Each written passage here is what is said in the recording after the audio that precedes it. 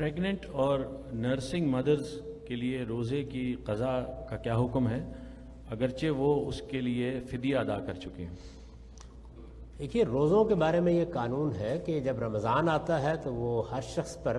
فرض ہو جاتے ہیں،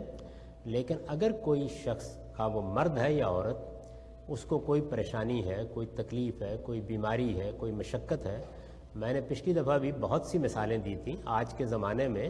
نئی بعض چیزیں بھی پیدا ہو گئی ہیں، جس میں ایک بچوں کے امتحانات کی مثال بھی تھی۔ یعنی یہ بعض لوگوں کی سمجھ میں نہیں آتا کہ اب امتحانات کیا صورت اختیار کر گئے ہیں۔ بچوں کے لیے بعض موقعوں کے اوپر امتحانات ان کے کیریئر کے لحاظ سے کیا اہمیت رکھتے ہوتے ہیں، اس کے نتائج کیا نکل آتے ہیں۔ میں یہ آپ کو بتانا چاہتا ہوں کہ میں ملیشیا میں رہتا ہوں، وہاں پہ آسٹریلیا کی یونیورسٹی ہے، موناش یونیورسٹی، بڑی مشہور یونیورسٹیوں میں ہے، میرا بیٹا اس میں پڑھ رہا ہے۔ تو میں نے دیکھا ہے کہ ہر سال 1 یا 2 بچے خودکشی کر لیتے ہیں، اور وہ ایگزام سٹریس ہوتا ہے اور کچھ نہیں ہوتا۔ تو اس لیے کوئی بھی اس طرح کی مشقت پیش آ جائے کہ آپ اپنے ضمیر میں مطمئن ہیں کہ میں اس عبادت کو اس وقت کرنے کی ہمت نہیں رکھتا، تو اللہ تعالیٰ نے خواہ وہ پریگننٹ ہو خاتون یا کوئی اور اس طرح کی مشکل ہو تو یہ اجازت دی ہے کہ آپ پھر دوسرے دنوں میں وہ روزے رکھ لیں۔ قرآن مجید کے الفاظ ہیں فَعِدَّةٌ مِّنْ أَيَّامٍ أُخَرَ، دوسرے دنوں میں آپ وہ تعداد پوری کر لیں، اور دوسرے دنوں میں مثلا آپ کے 5-7 روزے چھوٹ گئے اور آپ اس کے بعد ہر مہینے 2 روزے رکھ لیجئے، 1 روزے رکھ لیجئے،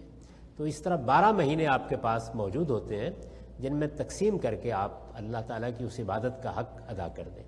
اور عبادت کو کبھی معمولی چیز نہ سمجھیے، یہ خدا کے ساتھ ہماری محبت کے تعلق کا اظہار ہے۔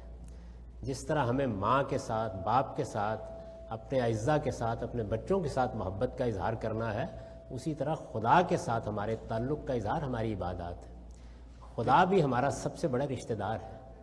اس کو اس جگہ پر محسوس کیجئے اور پھر شوق سے عبادت کریں۔ تو اگر کوئی مشکل پیش آ جائے تو باقی دنوں میں روزے رکھ لیں، تاہم اگر مشکل ایسی ہے کہ وہ ختم ہونے والی نہیں، ایسی بیماری ہے جو کبھی ختم نہیں ہوگی، تو پھر اللہ تعالیٰ نے اجازت دی ہے کہ آپ 1 روزے کا فدیہ ایک غریب آدمی کے کھانے کی صورت میں دے دیں، وہ کھانا جو آپ کھاتے ہیں، نہ کہ وہ غریب کھاتا ہے۔